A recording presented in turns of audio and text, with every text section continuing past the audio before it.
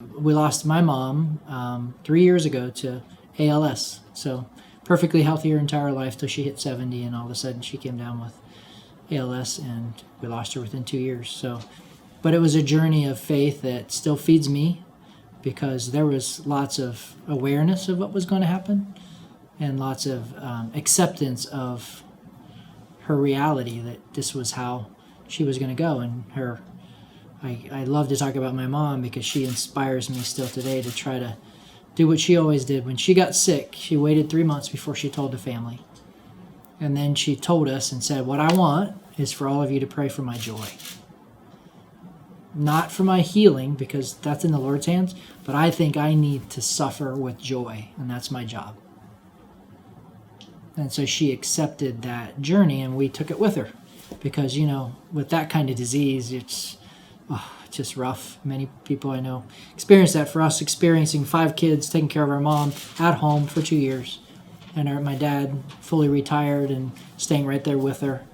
And so we had a journey with my mom, and now we're taking care of him. He's in his late 70s with dementia. So now that family, all of us rally just like we did. And he was the guy who never thought he would be here without mom.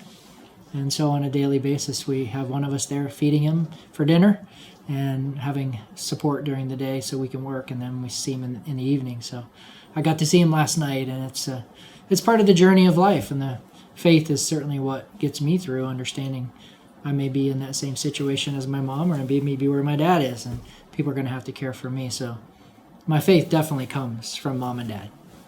Faith for me says the reality is, that we're going to face death.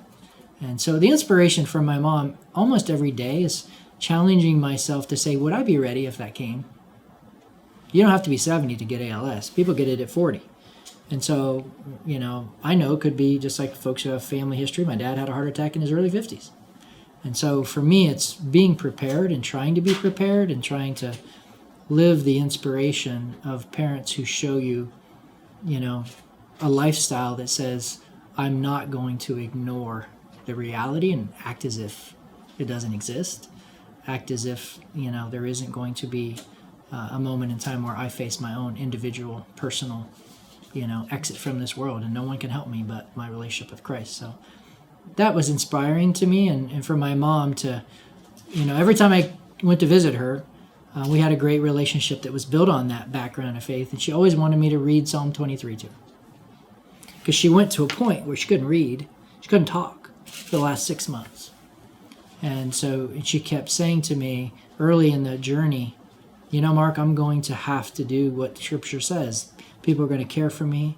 I'm going to be humbled. I won't be able to do my hair. I won't be able to feed myself. And so that's the same thing that she knew. Christ had those things happen. She goes, I'm going to walk the same journey. So my cross is real.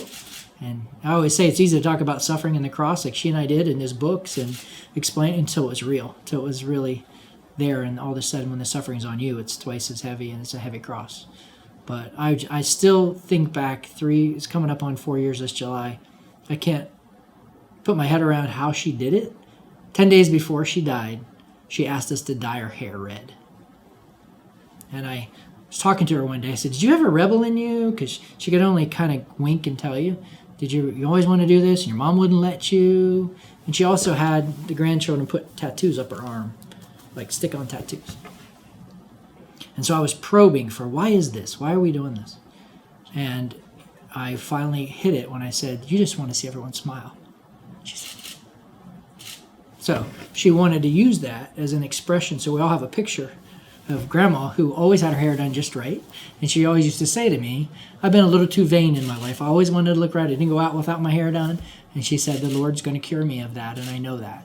And so that was kind of a last act. So that story is a real one, but it's also one that inspires me, and I hope it inspires other people too, to realize we all go on our journey. We don't know what God's going to give us as that journey, but are we preparing ourselves for that journey? And that's what I get inspired by, is what are my disciplines, what are my motivations, so that I don't get caught up in the world so much that the motivations aren't really about other people and helping them, like my mom helped all of us to try to be prepared.